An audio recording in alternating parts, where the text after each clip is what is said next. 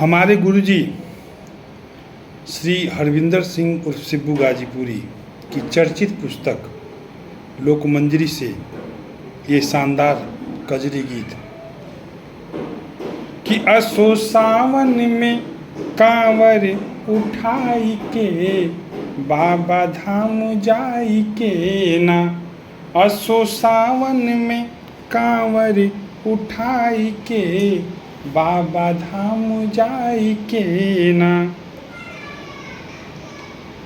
जलवा भोला पर चढ़ाइब अपना भोला के मनाइब।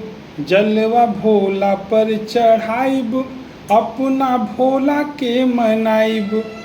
अपना भोला के मनाइब अपना भोला के मनाइब। भोग भंगिया धतूर के लगाई के बाबा धाम जाई के ना। भोग भंगिया धतूर के लगाई के बाबा धाम जाई के ना। असो सावन में कांवर उठाई के बाबा धाम जाई के ना। लेके पूजा के थार अक्षत फूल औरी धार। लेके पूजा के थार अक्षत फूल औरी धार। लेके पूजा के थार अक्षत फूल औरी धार। करब ध्यान बेल पतवा चढ़ाई के। करब ध्यान बेल पतवा चढ़ाई के बाबा धाम जाई के ना।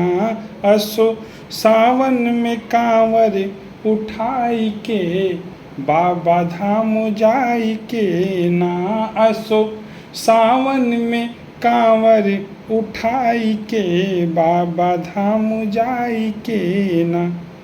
सोहे चनरमा लीलार राउर महिमा बा अपार। सोहे चनरमा लीलार राउर महिमा बा अपार। राउर महिमा बा अपार राउर महिमा बा अपार। सोहे चनरमा लीलार राउर महिमा बा अपार। सोहे चनरमा लीलार राउर महिमा बा अपार। पूजन करब रूप हिया में बसाई के बाबा धाम जाई के ना। पूजन करब रूप हिया में बसाई के बाबा धाम जाई के ना। असो सावन में कांवर उठाई के बाबा धाम जाई के ना। असो सावन में कांवर उठाई के बाबा धाम जाई के ना। असो सावन में कांवर उठाई के बाबा धाम जाई के ना। ये रचना सुप्रसिद्ध गीतकार हमारे गुरुदेव आदरणीय श्री हरविंदर सिंह उर्फ सिब्बू गाजीपुरी की थी। उनकी सुप्रसिद्ध पुस्तक लोकमंजरी से लिया गया था। आप सुनिए और अच्छा लगे तो अधिक से अधिक शेयर करके स्नेह और अपना आशीर्वाद दीजिए। हर हर महादेव। आप सभी को सावन की पवित्र माह की ढेर सारी शुभकामनाएं और बधाई।